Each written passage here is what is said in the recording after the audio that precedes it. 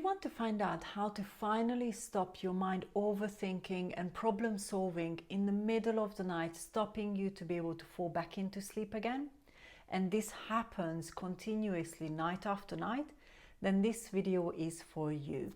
We're going to look at how you can actually retrain the mind to stop doing this in the middle of the night so that you can really develop what I call great quality sleep continuously. Problem solving is something that I see in my practice all the time. You know, a lot of different professionals, people like you, struggle with really letting go of the day and helping their body and the mind to sleep through the night without this problem solving scenario in the middle of the night, keeping you awake for sometimes even hours. And I've seen this in my practice quite a lot over the last years. So problem solving itself is something we naturally do as a human being. But when this happens night after night, in the middle of the night, for what seems like half an hour, even hours, we know that it's going to stop you being able to live a really good quality life, because chronic insomnia and sleep problems really affect our daytime in many different ways. But of course you know this already because you're watching this video wanting to find a solution for this problem. Now, before we look at this scenario, let me just welcome you to my YouTube channel. If you're returning, welcome back. Thank you so much for being part of my community. If you're new here, then I wanted to invite you to subscribe, hit that little bell so I can let you know when I post new videos, and even hit the like button so that we can share this video through the algorithms with more and more people. And again, if you have not watched any of the other videos, let me just quickly introduce myself as well. My name is Beatrix Schmidt. I'm a sleep coach, a professional speaker, and the creator of the Sleep Skills for Life program, which is the way that I help clients overcome long-term or chronic insomnia and sleep problems. So you can check out the details if you're interested, and join us if you want to. I'm really looking forward to welcoming you in if you really want to find a practical way to finally develop the lifelong skills, which I call sleep skills, to make sure you can sleep well continuously and consistently. Now that we've covered that, let's come back to problem solving. Now, of course, as human beings, we do problem solve. That's part of who we are. It's part of our everydays. But what I've seen with clients who have struggled with long-term or chronic insomnia and sleep problems is, if problem solving is part of who you are as a human being, either because that's the kind of role you're in at work, or naturally you are like that, again, personality traits come into this picture, just like I talk about it in different videos, then what we want to look at is how can you train your mind to do it when it's appropriate, meaning daytime, really, rather than stopping you to fall back into sleep or even waking you up in the middle of the night and causing you issues, perhaps you even tossing and turning for hours. So the first thing is that we got to acknowledge that this is part of who we are, but we also can create time for it. So one of the things that I see with clients that have this scenario is often they are extremely busy during the day.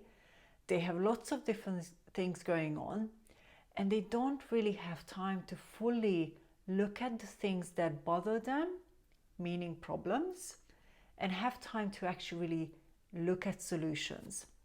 Now, there is a misconception when people say, oh, you know, I go to bed with my problems and solutions will come, and that's a good thing.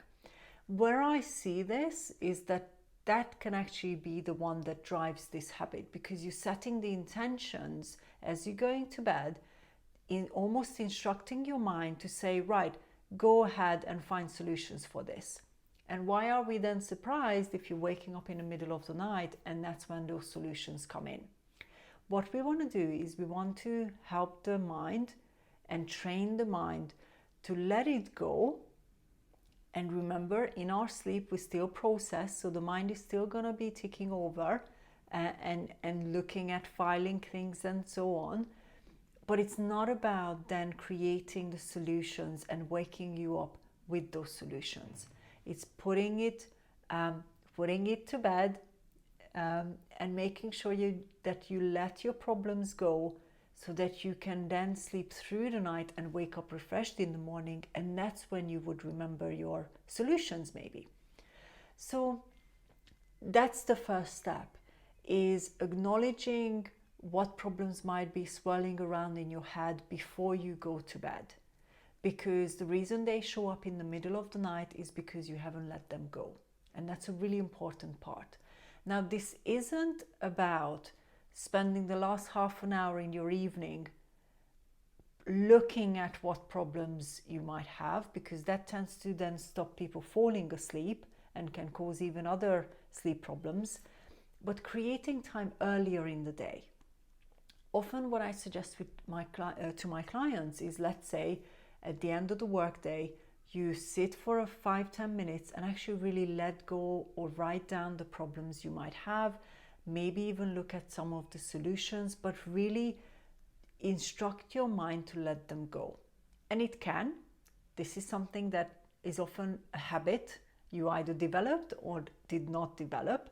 Letting go of the problems is a really important part. So create time earlier in the day, not close to your bedtime. Often that will help the body and the mind prepare for sleep accordingly. And I talk about preparing for sleep physically, emotionally, and mentally. So problem solving is this mental part. You haven't really let it go, which is why it's showing up in the middle of the night. Now, if it's something that now it's woken you up in the middle of the night, what do you do about it? Now, one of the things I often hear from clients is they have a notepad and a pen by their bedside, and they turn the lights off and they start writing those solutions down. Solutions, ideas, it comes in many different forms. But again, a word of warning here, what you're doing is you're creating a habit. You're creating the habit of giving your mind an opportunity to write them down in the middle of the night. And that can keep the habit going. So it can actually wake you up and not let you go back to sleep, because that's the habit you have created. And so without writing them down, you can't let them go. And you would have seen that if this is something that happens for you. Instead, what I do with my clients, like I said earlier, is making sure that you are creating enough time during the day to look at those certain solutions you might need to have. And then in the middle of the night, talk to yourself about it, but not inviting solutions, but saying, this is my time to rest, it's my time to sleep, and I'm going to let this go because it's not helping you if it's keeping me awake. Again, this isn't an overnight thing. If you're used to waking up in the middle of the night problem solving, just because you say it once, one night, that does not mean it's going to be effective. You really have to look at compounding these different changes that you do, which is why, again, if you've been struggling long term, you need to seek some help and support if you have not managed to overcome it yet. It's not about trying, because you might not be applying the relevant tools and techniques depending on what you've got going on. So this is just one scenario that I see, rather than a fix for every type of problem solving you might have going on. So we created time during the day. When you wake up in the middle of the night, you now actually helping the mind and the body to let it go. So you have this self-coaching in the middle of the night. And I would remove, if you have the pen and paper, I would remove it from your bedroom so that it's not creating a further habit to be going on and on and on.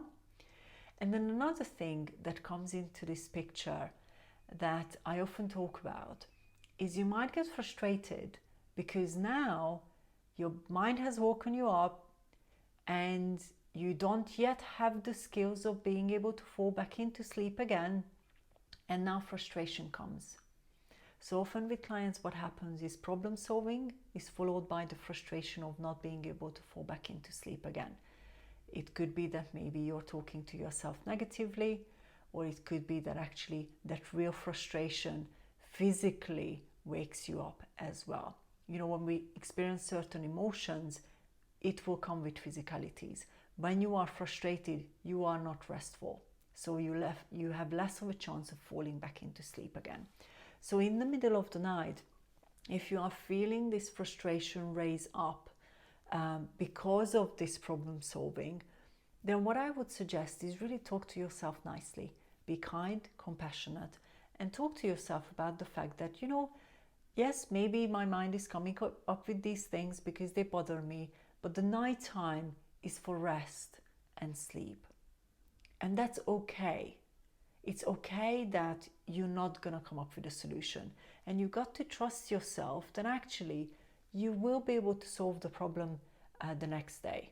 Sometimes there is an element of this lack of trust that we might be able to come up with an answer to a problem.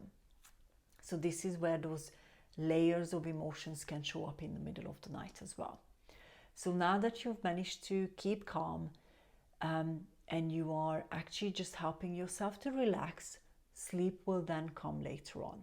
Again, it's not an easy 5-second quick fix. It's about practicing these different parts of this sequence of events. So first, it's really looking at even becoming self-aware of what the problems are, letting them go, spending time during the day to maybe look at solutions, and then as you're preparing for sleep, again, letting them go. And in the middle of the night, be nice to yourself and don't continue a habit that might be causing this to continue.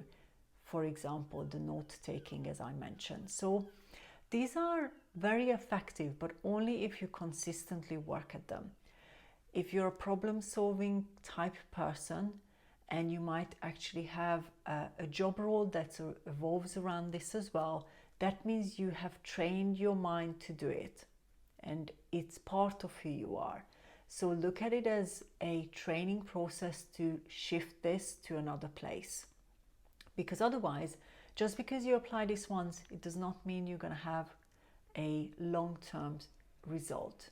This is something that you've got to work at continuously and consistently and decrease the frustration around it.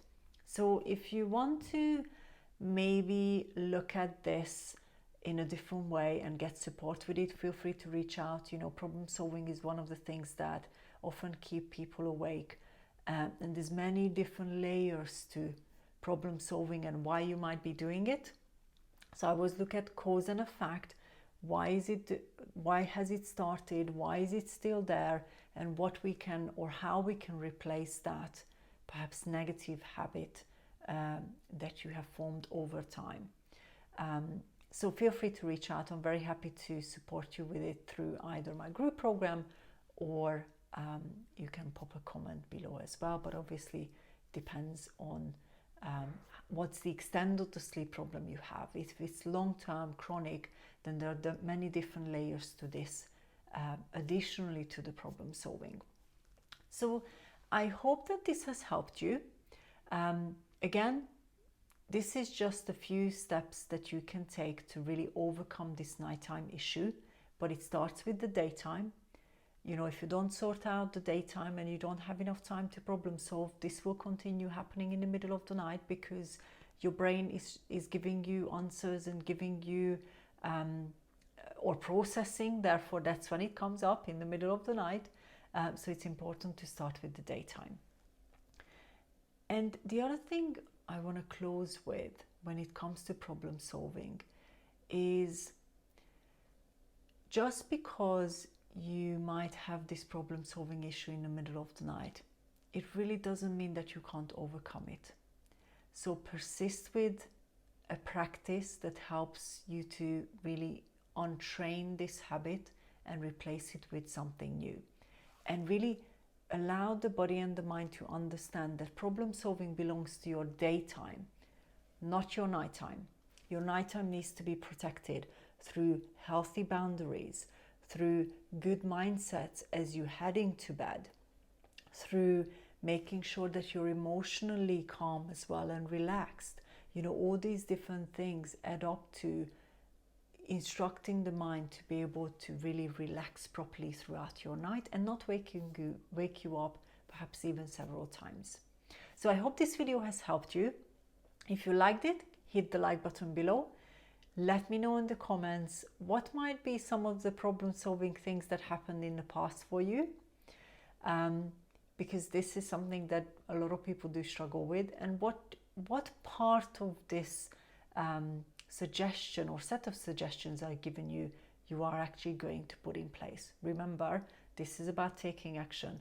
Just because you watch the video and you do it once, that does not mean that you are actually really able to retrain your mind to be able to sleep restfully and peacefully.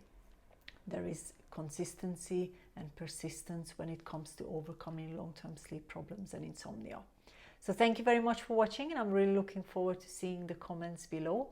And if you haven't yet, make sure you also subscribe to my channel and hit that little bell so I can let you know when I post new videos on these different topics when it comes to chronic and long-term insomnia.